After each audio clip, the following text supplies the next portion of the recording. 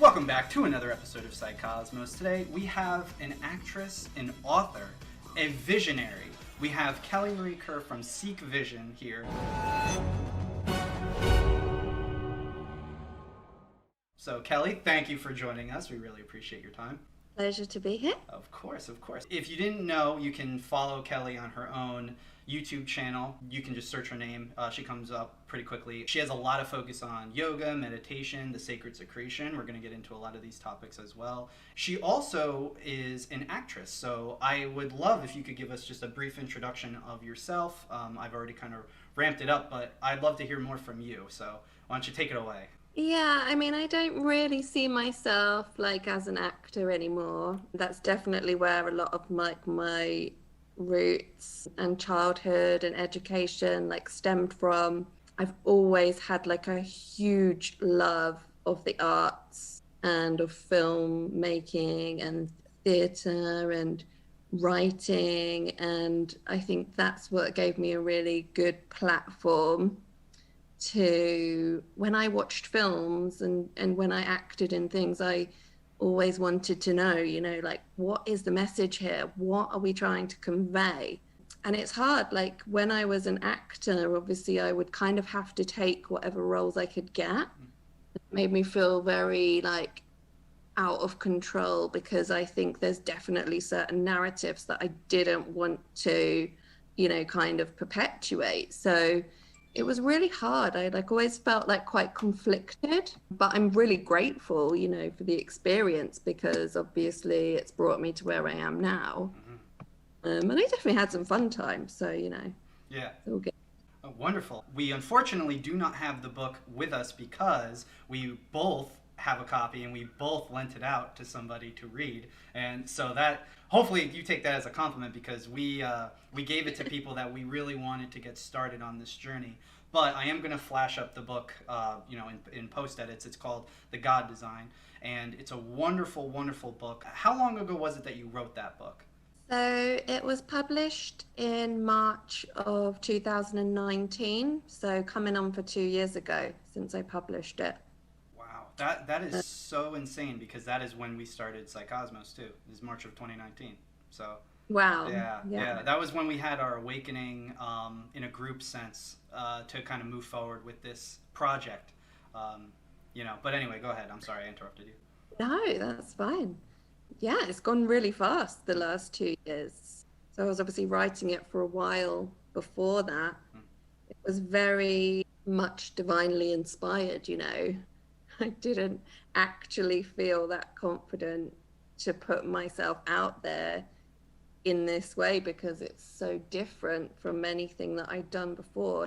Acting is kind of about hiding behind this character, removing yourself from who you truly are. But when I had my awakening, which was so much about know thyself and, to thine own self be true, I just knew that it would feel wrong now to be anything else, or to do anything else, other than just sing my truth as loudly as I can. Yes. Oh, I couldn't agree with you more. On that end of the spectrum, you talk a lot about having past experiences which really have reflected your own decision making and who you are, that you've kind of developed into now, and know thyself, as you said. I have a very similar background personally myself, where I did the normal millennial thing. I went to college, I got my degree. I went and worked in Manhattan for a big auditing company. I went and worked for the government for a small period of time. And I'm young, I'm nearing 27 this year, but I knew there had to be more. And I see all these people, and I don't care if they've got, 10,000, 100,000, millions of dollars. I see them all over social media, and they propagate this really false materialistic narrative of trying to pursue something that is non-divine. You don't have to pursue something like money and that's it, that's your whole entire life's purpose. I feel like a lot of people feel that way. But if you're not, our friend Dan, who's also in PSYCOSMOS, as he says, a lot of these people today, whether they're our age or a little bit older, a little bit younger, they're not pursuing a divine purpose. They're not being who they truly are. They're not finding that frequency of their soul to match, you know, the universe, and they're not tapping into God's essence and things of that nature. And it's just, from our perspective, that's why our generation is growing up, you know, needing to be handheld, anxiety and depression and all these other things. And I mean, it gets to a point where, you know, even people who we went to high school with who are our exact same age, we just kind of see it as making excuses at this point, because they are choosing to play into, you know, a false reality, a false narrative of whatever is kind of thrown at them. So I love your entire kind of like backstory and getting involved with not only the Sacred Secretion, but writing the book and everything. And that book, truth be told, I hope that you take this as a compliment. When we purchased that book, it was probably right around the time that you published it, at least within 3 months of you publishing it. And that book changed our lives. I mean, really changed our lives. I hope you realize like the extent of what we're saying here, because and Tyler will tell you too. I'll let him talk, because I'll talk too much.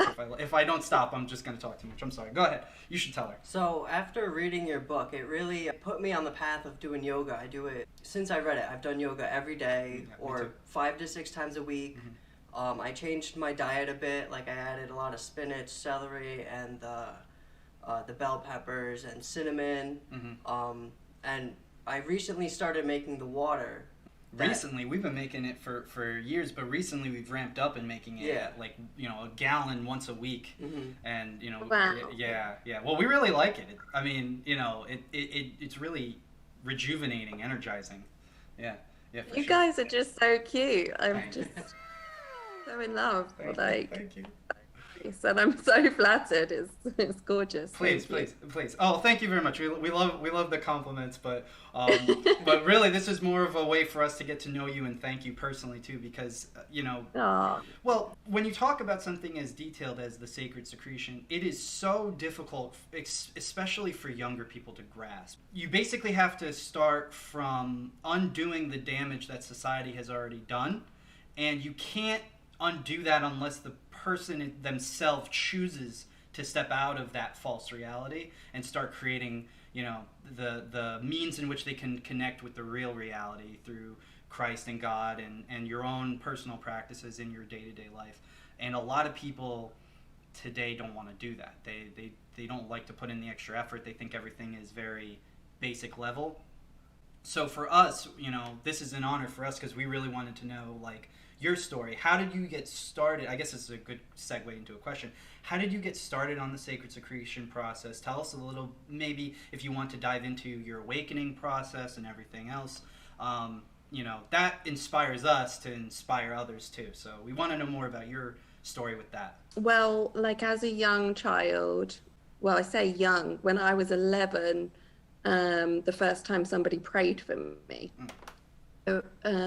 My parents, you know, their relationship was quite turbulent, and one day my dad had this dream that he needed to go to church, and he'd seen these pillars and these doves, and we'd never been to church before. It was all like, Dad, have you lost your mind type, you know, vibes.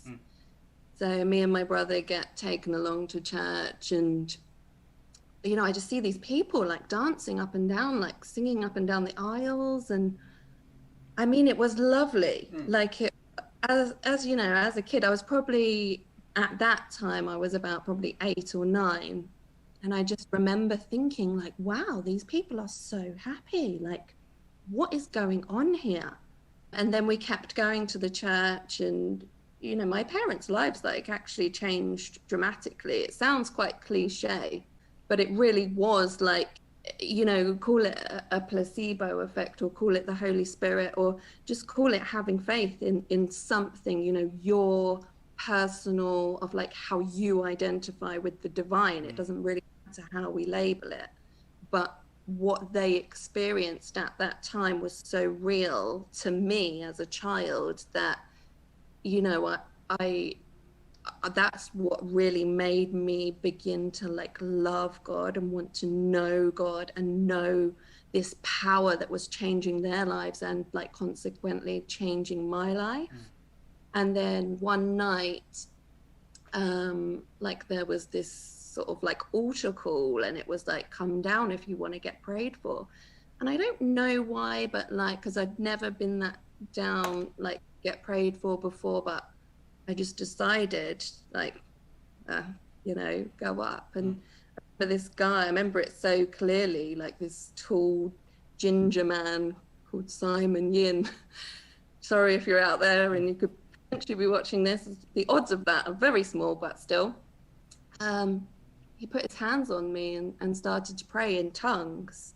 And all of a sudden, I just collapsed. I started crying my eyes out. Like, I don't even know where the sadness was coming from. Like, it was so overwhelming. And I had so little control in that moment. It was like nothing I'd ever experienced before.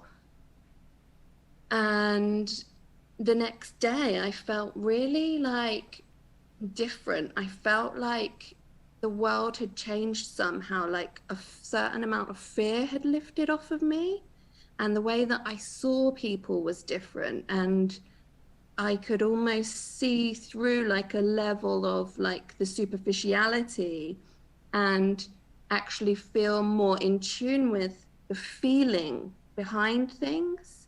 And I was certainly like more empathetic, but I think it had always been there in me. But what happened was that it was more of like a connection was allowed in that moment for me to be open to the experience of it and to the embodiment of allowing like the divine or the spirit or love or, you know, source, however, you know, I hate labels because they cause so much separation, but you know, whatever is anybody's certain way of calling it, like it really doesn't matter. Like I just think from that moment something changed, and like I just always felt really loved up with God then on, you know. And from that moment in my life all the way through, like, you know, there'd be some moments where, you know, like me and the God were like peas and carrots, and there was some moments when I was just drifting and I'd only like, you know, be like praying when I just needed something, or I felt like I was in a jam and I was like, oh, you know, my back's against the wall, like, oh, can you help me type thing. And there were other times when I was really devoted and, you know, I really was sort of practicing being like, you know, what I understood a Christian to be. And, you know, like for the most part, I was just going along, doing what I thought was like the right thing to do. And certainly like my acting career didn't really line up with like what my Christian friends wanted my life to look like. So that was a bit of a challenge. And, you know, there was lots of different things that happened, but I came away from the church and then I went, you know, and then I was involved with like a different one because I'd moved away for like uni. So it was like kind of this, it was always there, like my connection and my love for, you know, what I've always called God has always been there since that moment, but it was just a matter of how close am I at any given time. Until after I had just had my son, I don't know why exactly, but I just felt like I want to know more. Like I want to, like in church, we used to sing this song that the lyrics were literally, I want to know you more, I want to know you more. And every time I sang it, it was so true for me. Like, I want to know you more. I want to understand this, how I feel so much euphoria in these moments. How, like, what is this, you know?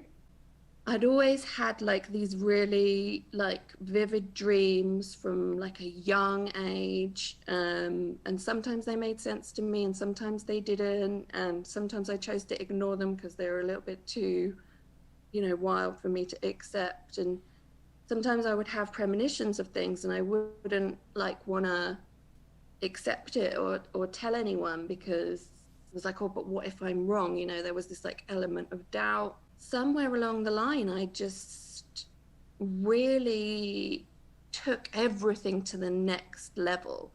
You know, like I'd been doing yoga because of like my dance and acting background, but because of like my search and my quest within Christianity, I found the Essenes, like the immovable light race. And it was something about that title that was just like, wow, the immovable light race. Like, that's what I'm talking about. Who were those people? You know, and then I found out about their yoga system, and I found out about this Essene community in America. And I signed this crazy non-disclosure to get a copy of their like original manuscripts.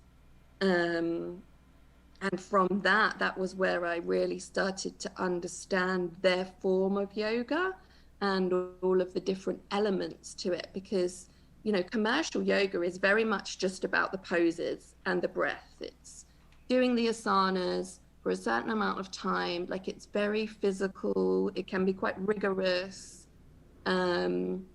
It's almost like become something that you feel like you've got to be an acrobat and you've got to be so flexible, because otherwise, you know, what are you playing at?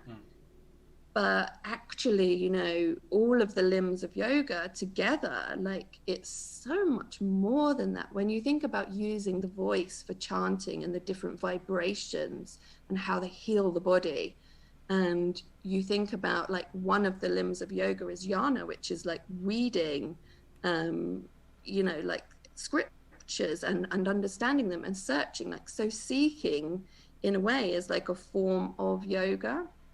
So my yoga practice just evolved from this very like basic hatha yin style like yoga to this, I don't know, I was just making it up as I went along, basically, like whatever I could kind of glean, I was like adding it in and just really enjoying like my time on my mat of, you know. And there was a few times when I sort of felt like very light and very like almost out of body, but I felt like it was where I'd exhausted myself so much that I was just, then when I was relaxing, I was like, that feels good. Right. Through the church, I was also going to these Friday night meetings, like these connect meetings, which were taking me deeper and deeper and deeper into the scriptures, and we'd really unpack them.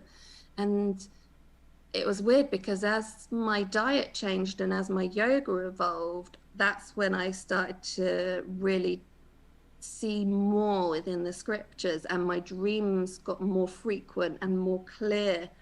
And it's funny because when we were looking at like the Daniel fast as a church, and we did a February fast, and we were talking about the book of Daniel, I remembered like this scripture. It was like his fast gave him clarity in his dreams and visions. And I was like, wow, so if I fast, will I get clarity in my dreams and visions? And, you know, sure enough, like I did. Again, it sounds cliche, but it's true. So this is when like I started just getting little bits of other scriptures coming through, like audially while I was asleep. I'd like wake up and be like, but say to my husband, like, did you hear that? Yeah. He'd be like, go back to sleep. Like, you're crazy. It was just such a beautiful time, and it's never really changed. Again, you know, like my life is busy, like children, work, etc. I do have to find the time, you know, to devote myself to just spending time in the presence. Again, however any individual like envisions that to be. It doesn't matter if it's a silent meditation. It doesn't matter if it's just laying down listening to some nice binaural beats. Like it's so personal to you, and there's like no right or wrong, but it's, for me, it's just imperative to take that moment. And yes, I'm telling a really long-winded version of my awakening. You're fine. We're enjoying it. We're enjoying it. So one of the scriptures that came through was seek ye first the kingdom of God and his righteousness, and all these things will be added unto you, Matthew 6:33. And it was around that time that I also started seeing 33, 333 everywhere. And I was aware of the fact that there was 33 vertebrae in the spine, but I hadn't connected the fact that Jesus also lived for 33 years, even though I also knew that. But my brain hadn't gone, oh, they're both 33 years, you know, at that time. It's also a big Freemason number. Yeah, but I did twig when I got that scripture through, like, oh, 633, like, okay, another 3 and 6 is 2 3s, so. And that's 12. Yeah, Yep. there we go. Right. And so I was like, but I am seeking you. Like, I am seeking you first. Like, I don't really know what else I could do to seek ye first. Right. What are you talking about? Like, all else is going to be added to me. Like, you know, I was writing all these like crazy scripts. Some of them were like sci-fi, some of them were like gritty, like drama things. And my friend and I had this production company, and we were trying to pitch these scripts to like different companies, and we didn't know if we were going to be able to produce them ourselves or whether somebody would just buy them as concepts. We didn't really we weren't being too precious about it. We just felt like this is our path, and at some point one of these things is going to pop off. But it was around this time that I felt like God was saying, like, seek ye first is about surrendering that. It was almost like I was getting this feeling of, why do you think you can do a better job of trying to figure out what's best for you than what I have planned?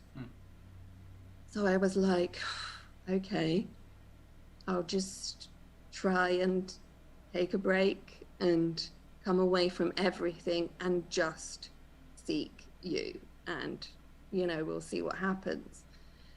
And loads of crazy things were happening at that time. Like, I remember doing a promo job in the pouring rain, like on this big estate at the back of one of like the UK's big airports, and it was dark, it was horrible. And as I walked past this office, there was this big light on this sign that said, "It starts in you." And I was like, okay, I know that you're showing me this. Like, I know it starts in me, apparently. And I know that I'm supposed to be seeking you, but maybe you are me and we're one. And it just almost got to the point where I was so frustrated with the whole thing that I just was like, I don't even care. Yeah. I really did just kind of throw in the towel. Like, I was still doing my yoga and eating well and everything, because that was just a part of who I am, especially by that point. But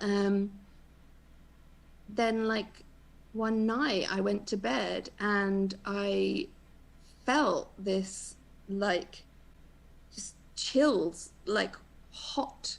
It felt like hot honey or something was like just, you know, oozing all over me. And then I started seeing these images of this oil, like this blue oil, like going upwards, and I didn't want to move. Like, my back was like vibrating, and it was just, I can't even, ever since that moment, honestly, all I can tell you is that I've wanted to be able to have that level of experience again. And although I've had other things happen and other moments that are, you know, have been truly divine, nothing has ever really like topped that for me. Like, that was just like, whoa, like, what just happened? It freaked me out a little bit, but I didn't want to tell anybody, because I was worried that they would doubt me and think that I'd gone mad. Like, I kind of wanted to get to the bottom of it for myself. So then I started praying again, and I was like, Lord, please, like, what is going on? Like, I'm trying to like figure out what's happening to me. I, I'm just at a loss, really. And I was, Googling like blue oil that goes up, and like what oils are blue, and all these different words for blue. I was like cyan oil, turquoise oil, anything I could think of that might help me like get a match. I was like, oh, there's something, like, what am I trying, like, what is my innermost me, the Holy Spirit in me, the God that's, in me, outside of me, everywhere, trying to get me to grasp.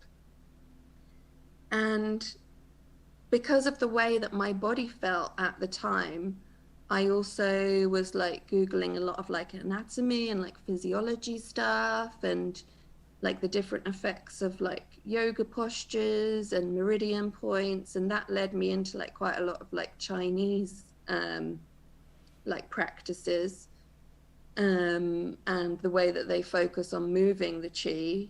And I'm like, okay, maybe the chi in me like moved or something for some reason.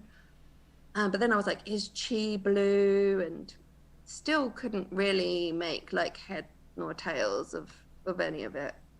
Like I knew it was there, but it just wasn't quite pieced together.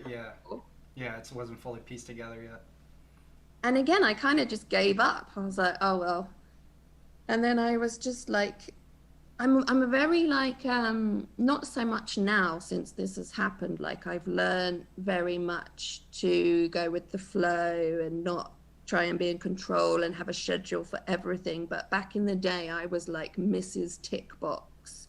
It was like, I've got a to-do list for everything. I love to tick a box once something's done, like, so for me to just sit down and like not really have like an idea of what I was going to do was quite a rare thing. And I was just flicking through my emails, and it was like, the generic YouTube thing of like your recommended videos. And I was like, all right, let's have a look.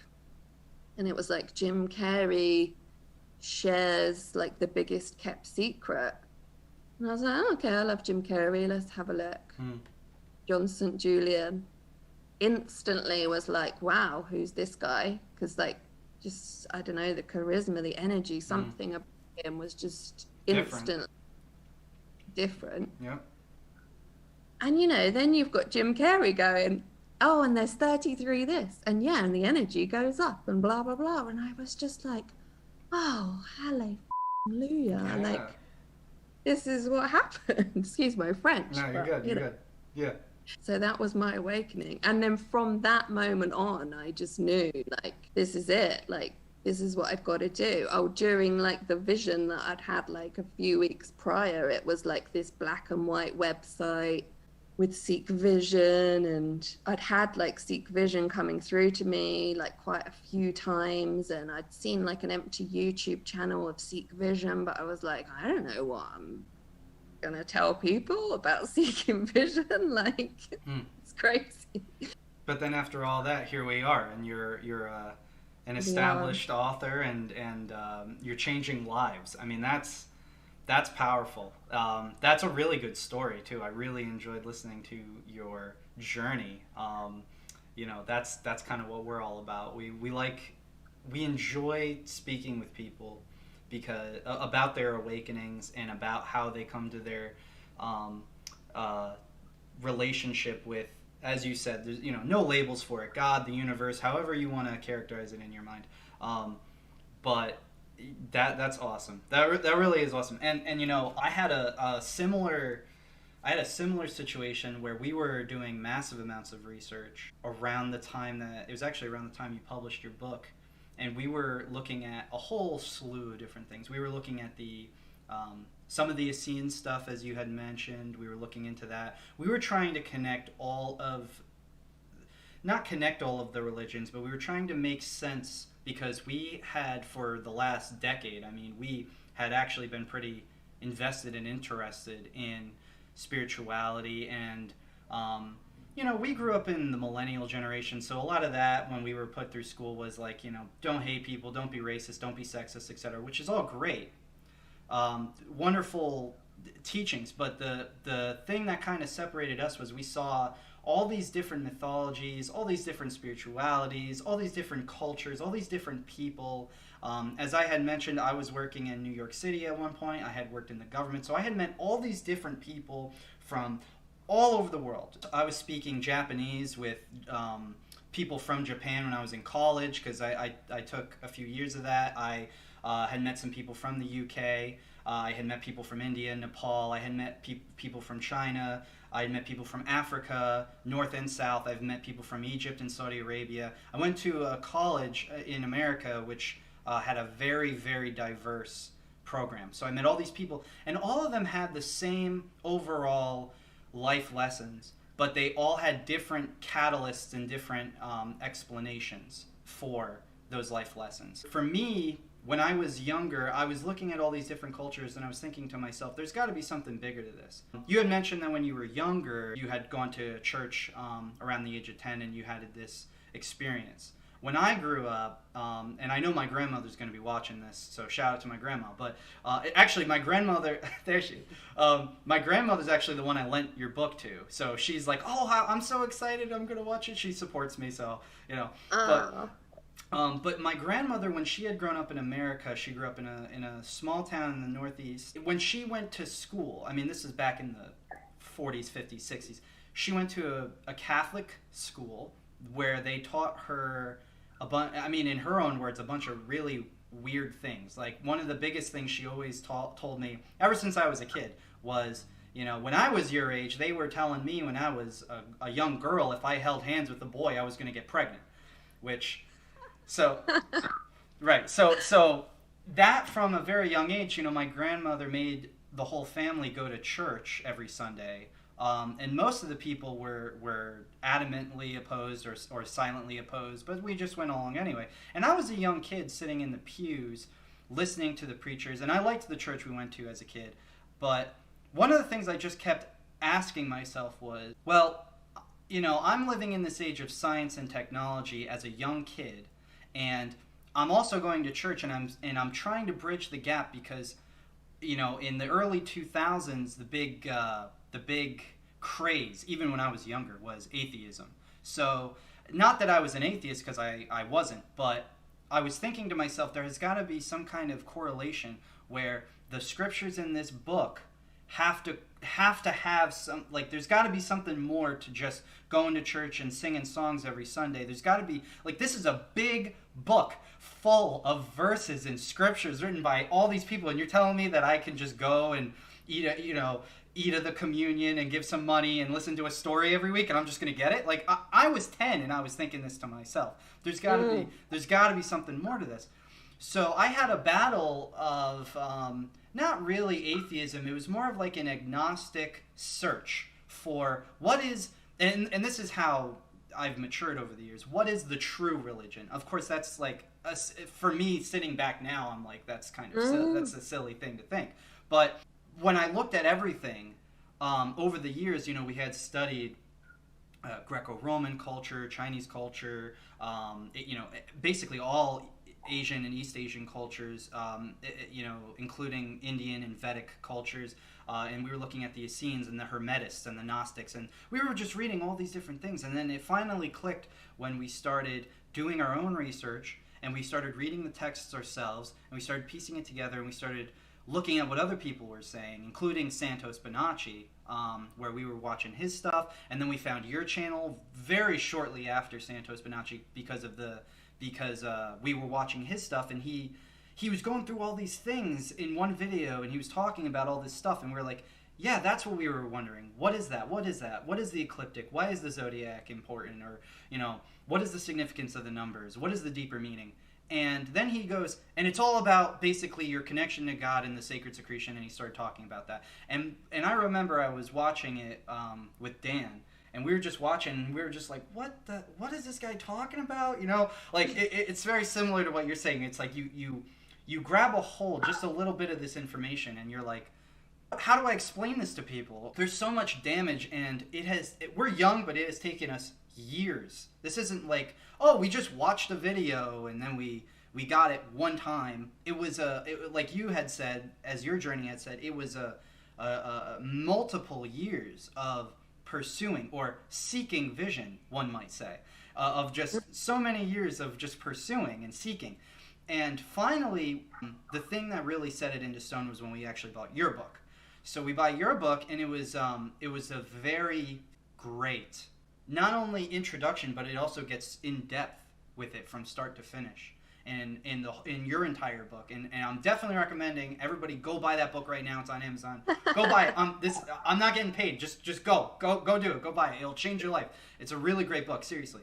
We started reading your book, and it was more so like, okay, we have the knowledge of this concept existing. How do we put it into practice? I'll tell you, the first time I had experienced the Sacred Secretion, or what I believe is my experience of it, I had made the decision after I read your book, okay, I'm going to try this. I have to know if this is true. So the first month I tried it, and I felt, I was getting into the meditation, the yoga, the diet, and everything going along with the autonomy of the body, the anatomy of the body, the sexual aspect of it, everything. I was cutting every sinful thing that I could think of, or sinful, however you want to classify it, thing that basically just... Yeah, that's another word, I think, that has got a lot of stigma attached to it, but... Agreed. I would love to talk about that. I'll tell you real quick what happened to me, and then we can get into that, because that's a really good topic. I remember I was actually 3 months into it, and each month I was getting more and more traction. I was feeling some kind of like I don't know, like soulful buildup. It was almost like this energy was just increasing over and over and over. Again, each time that I meditated, each time that I did yoga, each time that I had delved into my own consciousness and connection to the ether. And it finally got to this point where it's actually really funny. So I was driving to my friend Rich's house, and I was just sitting there, and I was driving, and I was like, just breathe. I was practicing my breathing, and the moon was in just the right location, so everything was going in tandem, and I was like, okay, I'm going through my stuff, I'm gonna go hang out with my friend Rich, who's also a part of our group. And I'm driving to his house, and I'm probably like 10 minutes away. It was an hour-long trip. I'm like 10 minutes away, and I'm enjoying it. And all of a sudden, I realize I've been driving for an hour, and it felt like 5 seconds, and I can't feel my body anymore. And I'm like, I'm driving. No, this is really bad. So all of a sudden, I start vibrating at this intense frequency, at this intense rate, and I'm like, I'm really glad that it's 25 miles an hour where I'm driving right now. Do I pull over? And I made the conscious decision to just stay focused, focus on the road, focus on my breathing, make sure. And I pull up to my buddy Rich's house, and I pull up, I park the car. I'm like shaking, I'm like, I shouldn't be moving right now, but I don't know what else to do. And I went into Rich's house, and I just said, feel me, touch me. That's the first thing I said to him. And he was like, why? He was so confused, like, why? What's wrong with you? And I'm like, just touch me. So he starts touching my hands, and he's like, you're vibrating. I'm like, you feel that? And he says, yeah. And then he's like, I was like, touch my chest, like, feel my body. Like, so I had to sit down, and I was like coming out of it. I was coming down. It took like a good 45 minutes or so. But I finally kind of started getting back to a place of normalcy. And that's when, we had just started the YouTube channel. We had just started our own journey. And that was when I decided, I'm actually getting chills. I'm getting excited just talking about it. Yeah, you gave me chills. Yeah. I can imagine it. Yeah. I'm totally imagine you it. can, you're in Dubai and we're in America, but you can feel that. It's yeah. When you're speaking about concrete truth to the point where you can physically feel God in your body, that it's an experience that is beyond anything that you can possibly feel. Making $1 million in 5 minutes, going and buying your favorite food, doesn't matter. That's all earthly, materialistic things. It doesn't come a percentage point close. And isn't it like after that happens, for me, I felt like it was like someone had just walked in and like turn the brightness up a notch, Yep. turn the sound, like, to make that a bit clearer. It was like my vision had gone from, you know, like 80s style glitchy VHS to like full on 4K HD. And it was like the birds sound louder, the trees I was greener. just gonna say the birds. Like- You know, it's like everything is, yeah, it's intense. It's you're bringing all of that energy up into your brain, and your brain is it's activating, it's blipping. You know, where's the energy? Where's the ether? Where's God? Where's Christ? Where is it? Where is it? And like you just start. I don't know. It's like almost downloading. I'm in tech, so that's how I see it. It's like you're downloading this energy, you know, into your body, and he's felt it too. I mean, I don't want to steal the show here, but you can go and even give a little bit about your experiences, and then we can talk about sin, because I really like that topic. So Yeah. I was also driving when I felt it. We should just not drive anymore. Yeah. Let's sell our cars. You know, that's why, because when you're driving, like, your autonomous nervous system kicks in, Yep. your subconscious. So That- that's amazing that you were both driving. Yeah. That's why when a lot of people do, like, you know, spontaneous writing to get their, like, downloads come through, because you kind of switch off into this gear of, like, you're concentrating but you're not concentrating. So really cool. I love that you were both driving. Yeah, it's Sorry. like a trance. No, you're fine. It's like a trance. Yeah, I completely agree. Yes, I was doing like 12 to 14-hour days all month. And then one day in the middle of the month, I left work and I was like, I just got in my car and went. And I was like 2 minutes away from leaving the building. And I just felt energy just right in my head. And it was like right before my forehead. And I was just like, what is going on? And I don't know, I just kind of went home and just took it all in. It's exciting. It really is. I mean, this is, you want to talk about manifestations? We were 24 or 25 when we read your book. And I read this book. I read the last chapter. I put it down. I'm like, I'm talking to this woman one day. One day, I'm talking to her. And here we are. So recently, he was drinking the drink that we make. And this was another topic that we did want to discuss, was that awesome drink that... I don't know what you want to call it. If you want to put a label on it, we could call it like Kelly's Magic Brew or a potion or whatever you want to call it. It activates the pineal gland within the brain. It stimulates a lot of other things too, but the pineal aspect. He drank like a whole glass of it a couple of weeks ago and just started having these visions. You know. Nice. So there was like some 0.0, and then out of that came like one animal, and then the mouth of the animal opened, and there was like a snake, a lion, a bear, a wolf, and a panda, and then a human skull. This is all over the place. Wow. Yeah. And then I saw the human skull, and it kind of shocked me out of it. So I had the drink, and then I did my yoga, and then I was laying on the floor meditating, and I just kind of, I don't know, it felt like I was just out of body and just out in like a void or something. And then all that happened, and then I saw the skull, and it just snapped me back into like consciousness, I guess you could say. I mean, that all like is very symbolic.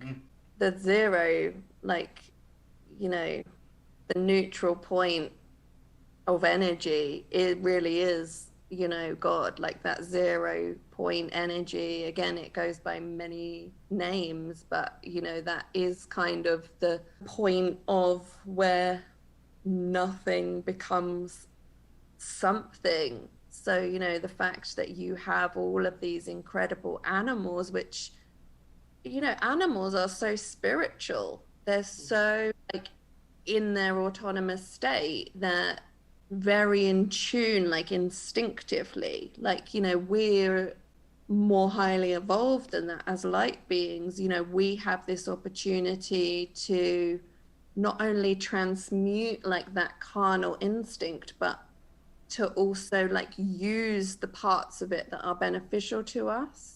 But it's weird about the skull, because I feel like that's kind of like the separation between like the unmanifest form and the manifest form. You know, like skulls are dense, they're crystal, like our skeletons are crystal, Right. like crystal. Our So DNA is also crystal too. yeah, so if you think about like atomically, like everything condensing eventually into like that hardness that is bone, it's almost like you were being brought back to reality by such like a cool symbol. Mm. I agree. Yeah, completely. The bone, DNA, even our brain is other than water, our brain is also majority crystalline. I think it's manganese is the element. Yeah, Yes. like magnetite in like the like just above the pituitary is That might be what it is. Yeah. very much like a part of why when the moon is in our sun site, like it, you know, enhances like our ability to connect. Yeah, it's a signal from our research when we were delving into it, including a lot of your stuff too. The signal is picked up from the lunar position in light. Once that energy hits you and you have that makeup to pick up on it based off of when you were born, that is when your brain begins the process. Because a lot of people who are extremely scientific, and there's nothing wrong with science, but you have to look at all possible angles. And a lot of the problems with science is they are fueled by ego, so they think they're right on everything. Once your body picks that up, that is what begins the chemical process. A lot of people believe, oh, your brain just releases chemicals. Well, how does it do that? Through vibrations. It has to have something vibrating in order for those chemicals to get released from the brain. And all of those vibrations at the end of the day, if you want to generalize, it comes down to light. It comes down to frequency, vibrations, light.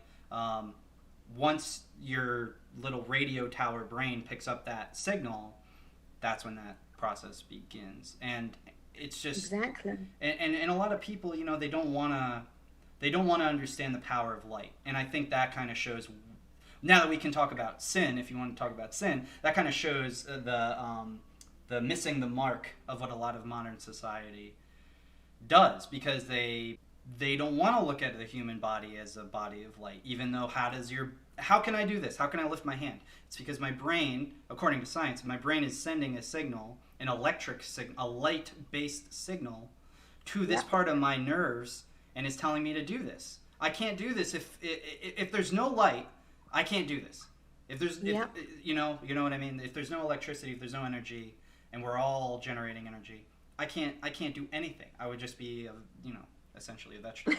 Yeah, so You got it. yeah. So, but yeah, sin is a great topic if you wanted to start talking about that, because I know you had made a point earlier about that. Yeah, I think sin is like quite a hard word to use at times, but it's actually like also a word that it's hard to find like a really good alternative to use that won't alienate or conjure up these like really old school religious doctrines. Right. That I think people are kind of just sick of like trying to have it rammed down their throat. Like, Oh yeah. if you need to stand on a box in the park and shout it at people, then I don't know. Yeah. It's the 21st letter of the Hebrew alphabet, Shin, Yep. which is represented by it looks like an English W, the pronged little symbol, which is the fires of the body. The three mother letters of the Hebrew alphabet, which are Aleph, which is air, Shin, which is fire, Mem, which is water. And those are, until those three, without those three, you can't have carbon, you can't have earth, you can't have the manifest world. So that's why they're the three mother letters, the three mother elements. And, it's interesting that Shin embodies those three in it as like a symbol, because then the final letter of the Hebrew alphabet is the Tav, the T, which originally was a cross shape. And, that's hitting the mark. The cross is where it all happens. The cross is where Jesus is crucified, where he is magnified in power. The cross is where the Ida and Pingala like cross inside the medulla oblongata, like, and crucify the divine substance, the sacred secretion, the macabre, however, you know, you identify again with it, the kundalini, like the cross, X marks the spot, the cross, it's everything, you know. So that's why it's like, it's number 22 in the Hebrew alphabet. It's the final one. It's like, you've gone through this journey of creation and you've got everything building up to it. And then you've got, boom, like, this is where manifest life happens.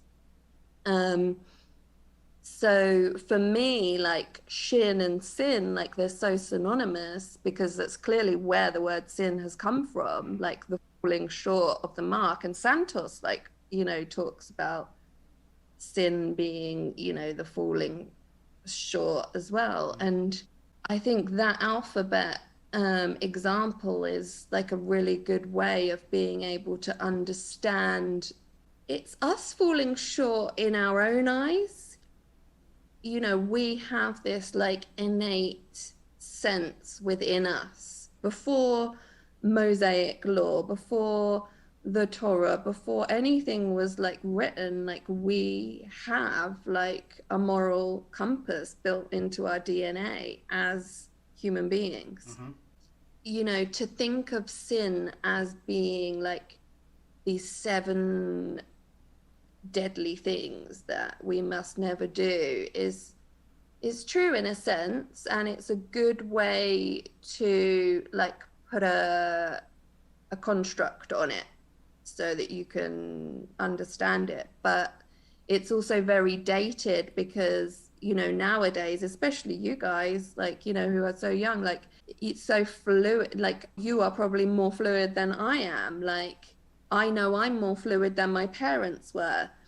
So we don't need such confined ways to understand things. Like we're able as, you know, 21st century beings to see things in a much more holistic, much more broader way, which is amazing. So to say, you know, there's these 7 things that you must never do, that's all well and good, but I think actually understanding like what each thing will do to your physicality or will do to your psychology, and understanding like why it's a falling short is actually going to be a lot more empowering for like the next youth, like generation coming up, you know, so that they can make even more informed decisions about their lives. I mean, if you just think about like porn as an example, I saw this really interesting meme a few days ago that was like, you know, it's not free. You're the one who's paying the price. In your body. You are literally spending all of your vital essence on that. And you're, you know, sorry to put it bluntly, but it is going to bring about premature aging and dilapidation in the body because, you know, I think it's just about balance. Like I'm not saying that recreational enjoyment is like a sin. Right. Or, you know, I just think that if you have the knowledge, then it's up to you how you decide to like make your decisions and go about your life. But you're just having like these images of like, you know, these hot, very sexy pop stars and models like absolutely everywhere you turn, then, you know, you can't help but thinking like it's cool, like it's just an everyday thing, like, and unknowingly, you know, everyone's walking around with their energy in their lower chakras. There you go. Some people like would say that that's a deliberate thing. Like there's, you know, people out there who have designed it in that way on purpose so that, you know, the energy will be down. Like I agree with that. I totally think that it is that way. It absolutely is that way. I mean, we grew up in a... I prefer like not to think so skeptically, but I've got to admit, like, I can't be naive. Like, you know, it's definitely a possibility. I mean, we're Americans. Let me tell you something. If there's anybody else who's doing it, it's us. And I'll tell you, they're definitely, yeah. I mean, For sure. I went to college. I seen it. I know what it is. I know what it is. It's just a bombardment. It's when you're 21 and you're sitting there and you're like, why are these 50-year-olds doing this? This is just odd. And they're saying like, just get drunk every day. It's fine. That's what I do. I'm depressed. Don't worry. Just live your life like me. It's like, why am I learning from these people? That doesn't make any sense. So I want to, amen. Yeah. I want to tackle onto what you said because I loved the way you said it. So from our research, you're totally right with the Shin 21st letter of the Hebrew alphabet, and then that was a very old, much older religious kind of concept. All the Hebrew letters, if I'm not mistaken, were all human-esque kind of manifestations and different things that they took from mainly viewing the sky. A lot of Hebrew alphabets were taken from constellations, as the myths go and whatnot. They're supposed to be incredibly mystical, powerful, spiritual writings and whatnot. At least, even modernly, thousands of years later. In the English, sin is really derived from like Latin, Greco-Roman, to miss the mark and whatnot, and that's more of a modern thing. So when people are saying, we're born into sin, a lot of these preachers say we're born into sin. A lot of people in the Catholic or Christian churches who will stand up at the front will say you're born into sin and yada yada. It's less like you're a shitty person and oh well, and it's more like you're born to be faulty. You're born to make mistakes. You're not perfect. You're an embodiment of God. You're not God. You're a portion of it. You're not a God, but you are of God. So you're gonna make mistakes. You're gonna screw up. But the purpose of fighting the sin is to use your own willpower and your own godly good essence inside of you to fight and resist those urges as best as possible. And it's because those 7 deadly sins really are characterized by lower vibrational energy, which gets picked up, as you said, by those lower chakras.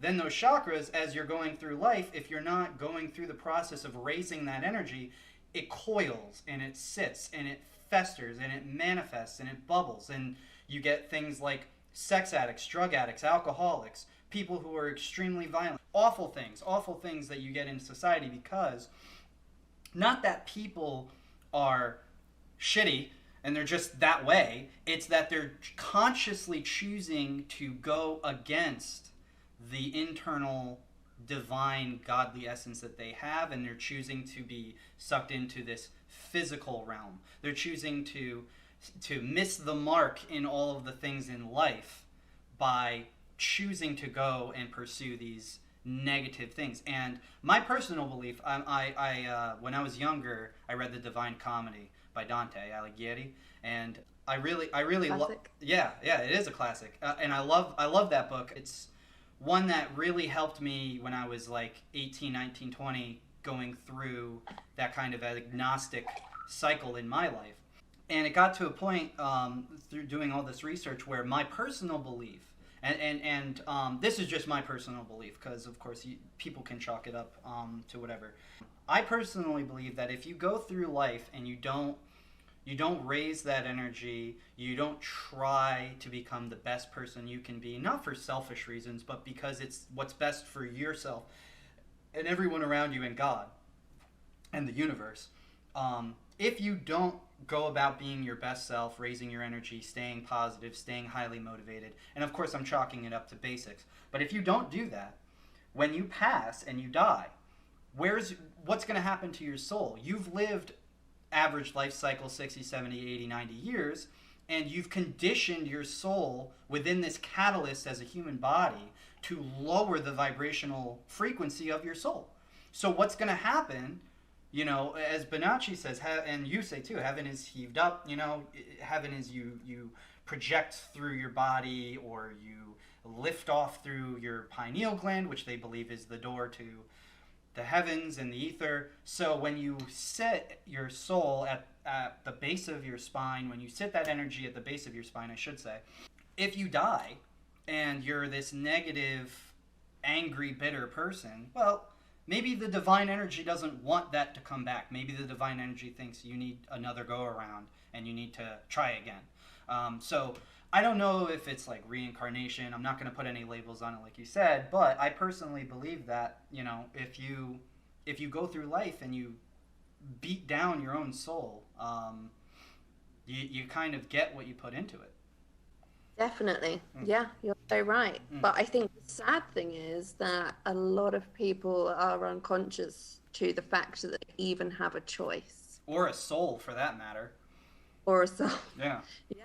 Unfortunately, like you said, like the low vibration habits and choices, like the more that carnal beast is fed, the more, you know, your upper chakras shut down, and the less able you are to like see opportunity, to see choice, to see ways out in tough situations, which is why people get addicted to being victims.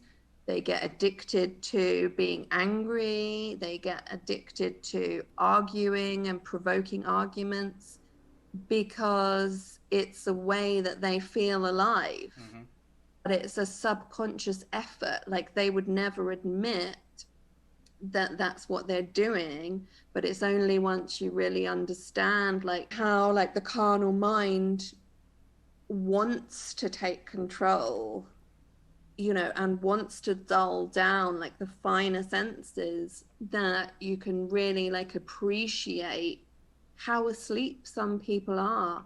And for me, that's helped me a lot to like accept some of the things and some of the experiences that I've had, because where I felt frustrated with people, now I actually feel more empathy and almost pity in a way. And, you know, when I embarked on this journey, I was like, oh gosh, like, you know, I'm not sure how my Christian friends are going to feel about all of this. And, you know, that was quite hard. And I was met with quite a lot of adversity, but thankfully, like, because of the experience, I was like, okay, I just made a choice that I would never try and persuade anyone, you know? Like, for me, it's just about being me. And if by influence and by just being in my truth, that like helps someone or sparks a fire in some way, somewhere, then fantastic. But if it doesn't, like, that's not part of my journey, right. You know? So it's like with this global awakening that's happening, I see a lot of influencers, again, that's not a term that I love, but getting frustrated because they're like, why won't everyone wake up? And I do understand where they're coming from. Oh, yeah. And I do empathize with that frustration, but I also recognize God in it, or, you know, truth in it, that is telling me the timing is perfect, and we should trust in that. And the people who know, who are supposed to know, they already know, right. And they're already doing their part, and it's all wonderful, and it's going to be fine, you know? God's plan. Yeah. Yep. Divine intervention. I know it's coming. I mean, there's no way it cannot at this point. There's so much. And I love what you said about the influencers. You have no idea. I don't know if you use TikTok a lot. It's a big deal with Arjun. My son loves it. Oh, the amount of misinformation on that app is staggering, to say the least. You have people who get hundreds of thousands of likes, and they're like, I'm going to tell you about this biblical prophecy, and they're so charismatic. Right. They're so charismatic. Like, we know a good bit, but we never ever try to state anything as factual, because we want people to follow their own path and find and seek their own vision. You know, we want them to find God. So or the universe, or whatever they want to call it. But with this awakening, what we're seeing is there's obviously an opposing force which doesn't want people to wake up. There's obviously a force that does, and that is the divine. And right now we're just kind of in this marinating middle ground where everybody's like, is this right? Is this right? I don't know. What's this? I'm just going to throw this out there. I hope it's right. I'll be first to say it, blah, blah, blah. It's like, this is something that we've spent years and years and years on, and then there'll be people who have millions of followers and they watch 2 YouTube videos and they think they're experts. So it's like, no, this is a practice. It's a lifestyle. It's a conscious, everlasting choice that you make. It isn't just wisdom and that's it. It's a bunch of things. It's everything all into one. So I love everything that you said. It is so easy to talk to you. It is so refreshing. You're not in our age group, and our age group is just so lacking. And I'm not trying to personally attack people. I know that they're going to be victimized by that. That's what I wanted to tell you. You had brought up the victimization. They did a recent psychological study in the last couple of months where they were able to pinpoint self-victimizing with narcissistic personality disorders, mental instability, and manipulative and sociopathic tendencies. So if you're watching this and you're somebody who makes excuses and you victim blame all the time, you might want to like look into not doing that anymore, because it can damage you. It can really damage you and your psyche over time. Or just ask yourself, why am I blaming myself for this? Or why am I allowing myself to take the burden of something that probably isn't my fault, you know? Like, just try and switch it up in any way you can. Just ask questions to yourself to just find a different way to think around things. Yes. And if you do that, you'll be amazed at the amount of prosperity that enters your life just from switching your attitude. I personally believe your attitude towards life, not just like how you act towards people, but how you perceive things in your mind. That's the first start if you ever want to get started on that kind of process, because you have to be able to filter everything that is lower vibrational that's on this plane of existence. If you can't filter that, then it's going to be impossible for you to connect to the higher realms, because you're going to be bombarded with everything that's around you. And if you can't see through that, then it's harder. It was a lunar eclipse. I was living in Connecticut. I had been let go of my government job because I hated it and I didn't want to do it anymore. So I wasn't trying. I was purposely trying to get fired so I could go on unemployment, because I am basically an orphan. I don't have parents. My mom passed away years ago, and my dad just walked out of my life. So I left that job, and I was searching for a new one, just only for a couple months. It really didn't take too long. It was on the day of a lunar eclipse in Cancer, and well, at least traditional Western Cancer placement. My traditional Western placement is Cancer. So I was doing my Sacred Secretion, and I manifested. I guess I just manifested. This job popped up. You go by the Vedic sidereal, correct? You use sidereal. I actually follow both times, each month. That's what we do too. Because I feel like the tropical is a really nice kind of introduction. Yeah. Into it, and then the sidereal is when it really hits. Yeah, so through our research, actually you were the one who tipped me off to this when I originally emailed you months ago. It was probably last year, but I emailed you and I said, hey, we really like your stuff. Here, take a look at that stuff. I was just sending emails to all the people that I wanted to really get into contact with, and you came back and you were like, use this website instead or something like that. And from there, I was like, well, that's really interesting, because we were only going off of the Western. We knew the sidereal existed. We didn't look into why. And basically, from our understanding, it's the precession of the equinox. We're going into Aquarius, or we're in Aquarius, the age of Aquarius now. So 2,000 years ago is where it lined up in Pisces when Jesus was born, where it went from Aries to Pisces, and that is where it basically synced. But now that we're 2,000 years later, the placements are a whole sign off, because every 2,000 years it'll go one sign. So in 2,000 years from now, it'll be 2 signs. And then in 4,000 years from now, it'll be 3. So it's more like a spectrum. You actually were the one who kind of awakened me to that, where it's more of a spectrum. My sun in Western, if you want to go by Western, I'm a Sun, Cancer, Moon, Taurus. and then my ascendant is Like opposites. I know, because I looked you up already. I know you were Oh, told. I'm like You're a Taurus with my moon in Cancer. by Western, yeah. Yep. So we're just what's your ascendant? I'm curious. I'm not sure actually. Really? I'm sure you know, but I've forgotten. Gotcha. Yeah. He is a Libra, with his moon in Aries. Okay. Yeah. That's a So good- yeah. So we have it's really practical. we have a big spread. So I'm Cancer, Taurus, and Sagittarius. My ascendant is Sagittarius.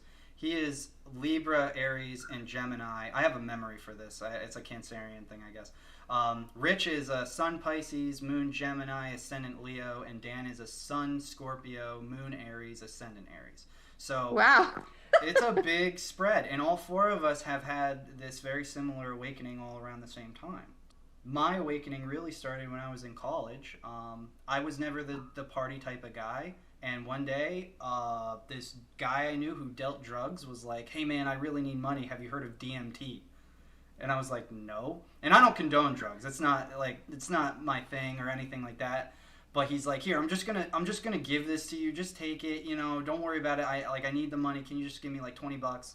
And I was like, "I'll just give you $20. Like, I don't want your drugs. Like, don't give me your drugs." He's like, "No, just take it." It was like God intervened and gave this to me. And then I'm like, I don't even know what DMT is. What the hell is this? And I threw it on the table, and I was literally gonna throw it down the toilet.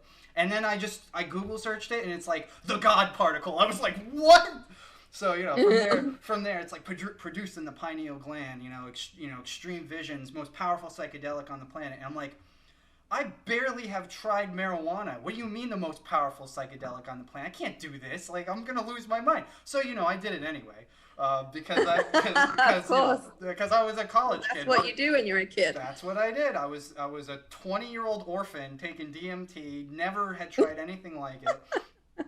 And then I only did it that one time, and I told Bonacci about this a little bit. He said in our previous podcast, he said that it was definitely a transformative experience. But I went in, and then I came out, and I was a completely different person. I knew my life's purpose. I knew what I was meant to do, what I was meant to pursue. The everything was just like beautiful. I could feel the energy from the trees. I could feel my own energy. And before that, I was in a very agnostic lull. I had spent years trying to scientifically prove God's existence. I was trying to explain it in scientific means. What's funny is now we're here years later. I mean, that was like 5 years ago or 6 years ago when I did that. Now we're here years later, and I can actually make sense of all the visions that I had on that one trip. I mean, it was 10 minutes in real time, but in what I presume to be an astral projection, it was like 4 years. So I'm 26, but I feel 30. And that's something that, like, you tell people they don't understand. They it's not something they're going to get. It was an artificial transformative experience. I do not recommend it for anybody, really. I mean, even Bonacci said you don't really need it. I don't recommend it. I know that they have ayahuasca that you can go down into like Brazil and those South American countries. You can try ayahuasca, which is like that DMT brew. You drink it and multiple people have the same visions. Not really a big drug person, but maybe if I were older and I had a closer connection with God and I have some kind of vision or something where he says you should do that, maybe I'll pursue. But right now I have no need for it. I don't need to pursue those types of things. And even though we're in our mid-20s, we don't drink. I mean, it's great. I think that, you were 20 years old, you kind of felt like, oh, this is a little bit dangerous, but I'm going to do it anyway. And you were like, you went into it so fearlessly, because for me, I feel like when those things go wrong is when you take your ego and your fear into the experience. Yep. Because obviously then you're gonna meet with what you're projecting, like in your core. So I think that's when people can see things that they might not quite be ready for. Mm-hmm. Go into it like with this kind of like naive faith and like excitement, then that's when it can go well. And I definitely think, like, I have a very close friend who's a shaman, and she runs like retreats where she chooses, like, she won't allow everyone that goes on her retreats to do it. She'll like decide through the course of the weekend who she thinks will be like an okay candidate. And it's a very controlled environment. The doses are very like controlled. And I think to do it in that way, like for me, I haven't done it, and I feel grateful that I haven't needed to. But I think like I don't have any judgment over like people who do decide to do it, because I think we all have our own reasons for certain things. And it's like what you said earlier, about being born into sin, being born faulty. Like that fault is basically, like, if you want to chalk it up, our free will. Yes. Like without the choice, like we wouldn't be able to do wrong. Like, or what is perceived as wrong, like we kind of live on this spectrum of polarity. But then you get some like highly ascended beings who will tell there's no difference between right and wrong. So it's like you get there and you're like, wow, blowing my mind. So Yeah, and I'll tell you, to piggyback off of what you said, I definitely don't think that, and Bonacci said this too. I don't think that people need DMT to awaken. I think that your level of awakening through your experiences and mine are the same. They're no artificial drug can really, kind of. I mean, it's not really artificial, I guess, but it is at the same time, and no artificial means of enlightenment is really on par. As somebody who's experienced both, it's not on par with doing it naturally, because when I did the DMT, I went in knowing the only thing I knew was that I had to be positive. So I purged myself for like a week, and I did as much research as I could, because as soon as you find something called the God particle, and I'm like, how did I even get this at a young age, and it was just a whole bunch of synchronicities all at once that kind of aligned with it. And then as soon as I did it, I came out of this trance, and I was different, and different in a much better way, because before, being really honest, I didn't think that it made sense to believe in God, if that makes any sense. I didn't think that, I was thinking too much was really the problem, but I wasn't emotionally allowing myself to let a higher being and basically enter me. And it's weird that you call it courageous, because I would call it more stupid. I had absolutely no idea what I was getting into, and no amount of preparation prepares you for that kind of experience, because it is it's hard to explain. But if you're talking about manifesting something that's in my core, the thing that I met when I went out, I met this entity. I remember I didn't like stray too far from the earth, and I met this entity who told me that she was the embodiment of the earth. And then what's also weird is that when you look into my astrological makeup, my cosmic makeup, I'm a Cancer and a Taurus, right? And Taurus, even though it's mostly associated with Venus, Taurus is also the queen of the earth signs. It's the leader of the earth signs. So it represents the earth itself. If there's any one sign that represents Mother Earth, according to Thomas Burgoyne, Light of Egypt, it is Taurus. And then Cancer is the queen of the water signs. So it is the divine feminine on both aspects with the earth. And then I met this embodiment spiritual. And of course, this is from an agnostic perspective. I didn't think I was going to meet God. I didn't think I was going to meet an entity. I didn't think I was going to meet a machine elf, or whatever they call them.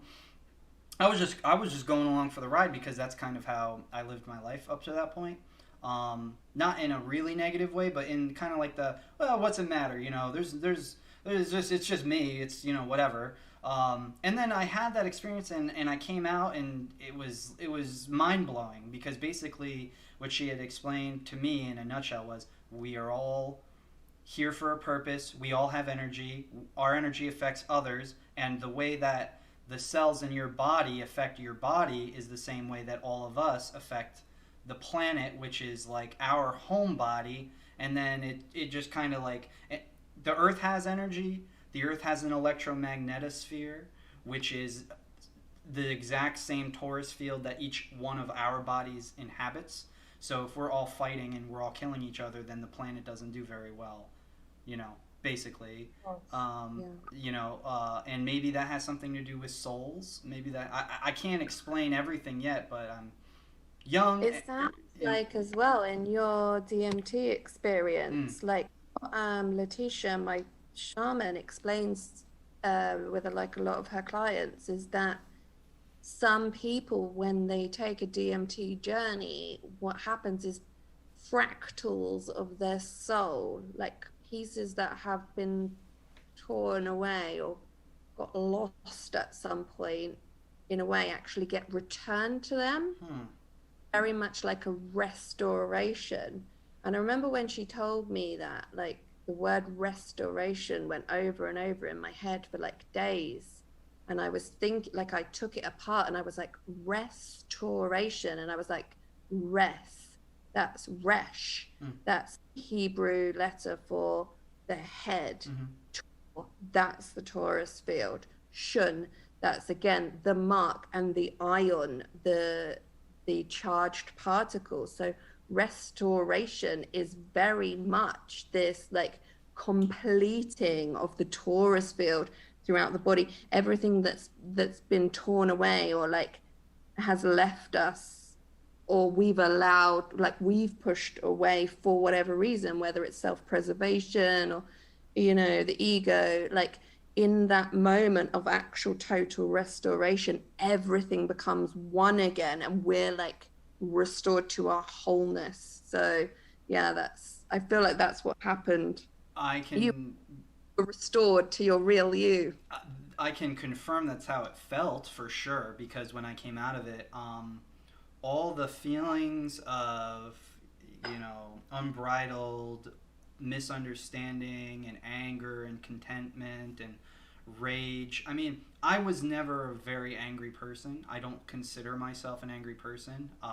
Everybody can get angry, though, and I've had my moments. But it was not like I was taking it out on other people, because I don't do that. It was more I was internalizing all of this anger towards my parents, specifically my parents, because they, here I am at 20, and I have life. And I can say this, because I know my parents. I'm 20 and I had life figured out way better than they had, and they were double my age.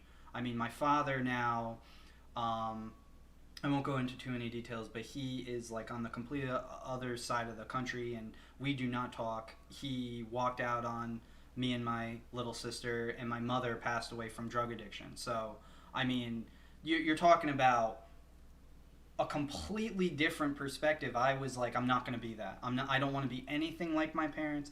I don't like them. They don't like them. There's something that happened there that just didn't click with them as they went through life. And then that allowed me to transform into who I am today. But that experience, when I got out of that trip, all of my past meant nothing. Only up to the point of where I am in the present moment. And that was something that I was really missing, was the battle was done. My parents got the divorce. They had made it perfectly clear how they felt about me, that I was a mistake to them. And in reality, it was almost reversed, because it was them projecting their own insecurities onto me, and me sitting here taking in their own insecurities, taking in their projections. And as soon as I came out of that, it was gone. It was like this veil had been lifted. It was like, live your own life, pursue your path, because this is the path that you were on. And it's my grandparents, who I'm very close with, they even say it today. They're like, it's a miracle you ended up the way that you did, growing up in the environment that you did.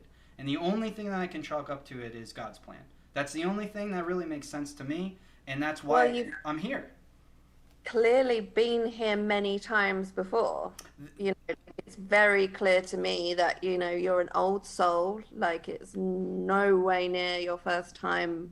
Like, if I had $1 for every time somebody, whether they were my age or older, even much older in their 60s and 70s, had told me I'm an old soul, I'd be a rich man, because I hear it all the time. And I can tell you, I'm very confident, and this is, it's weird when I say this, especially to a lot of people who don't get it, but this is my last time here. I'm gone after this, so I have to do everything, and I know that for a fact. It's printed in me, so I know that after this is the body that I had chosen after failing so many times to come and assist in this awakening process. And after that, my job is done.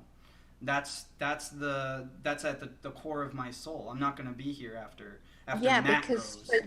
for your soul, you know, to choose Matt's experience, to be abandoned by both parents on more than one level, is your soul choosing such a high level of adversity. It's like jumping into a computer game at like the hardest level, when you don't have the things that you would have collected like along the way to like help you defeat that final boss. Funny you say that. I have an odd tendency to do things like that. So, He's laughing because he knows it's true.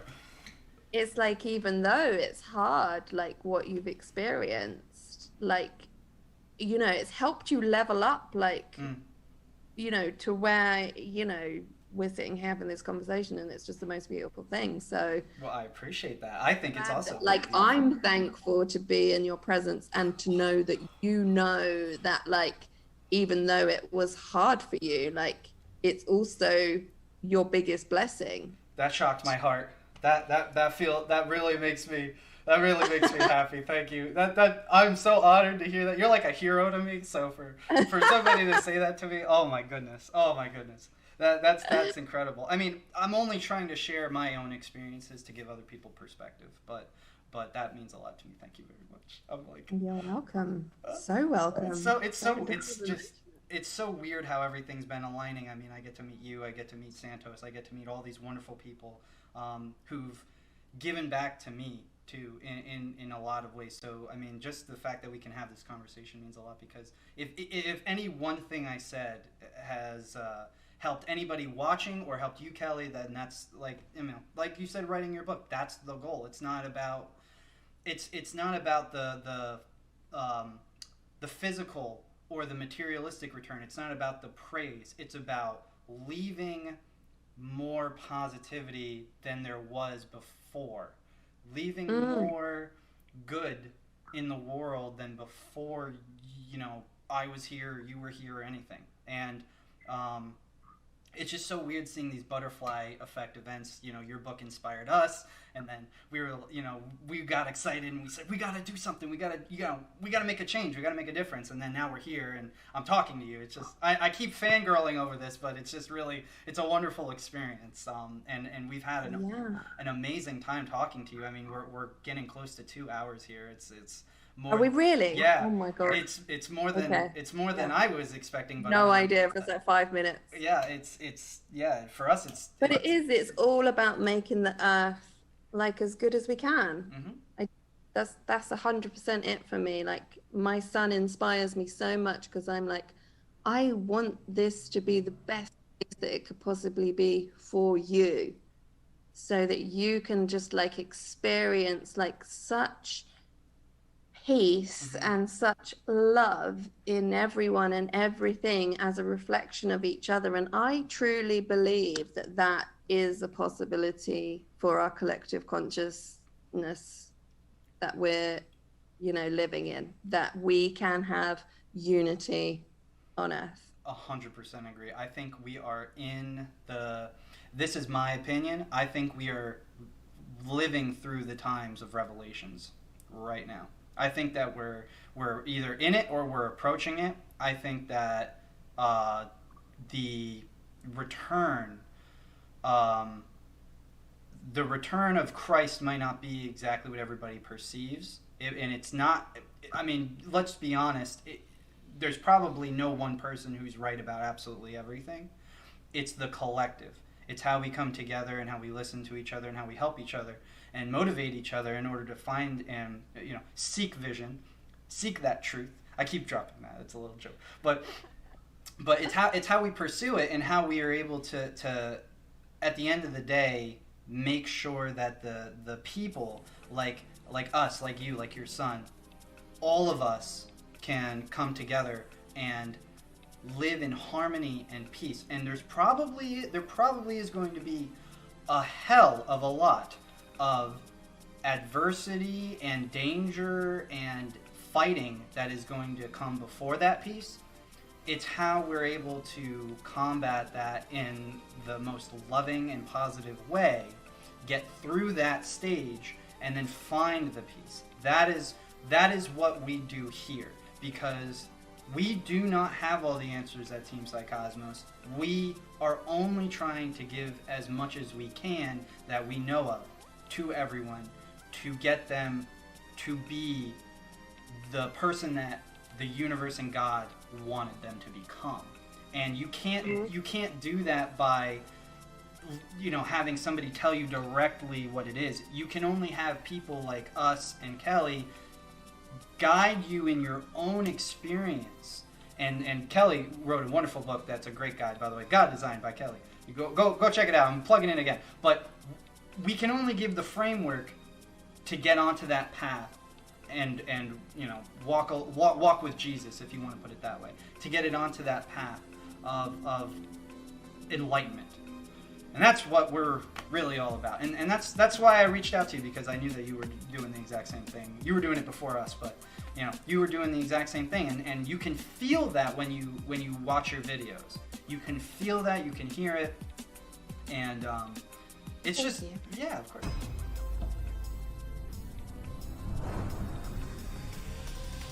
Thank you for watching. If you enjoyed this video, make sure you comment and subscribe. Go check out Kelly's channel.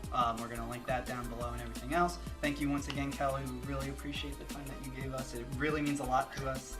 And yeah, take care, guys, and enjoy. Thank you guys. Bye.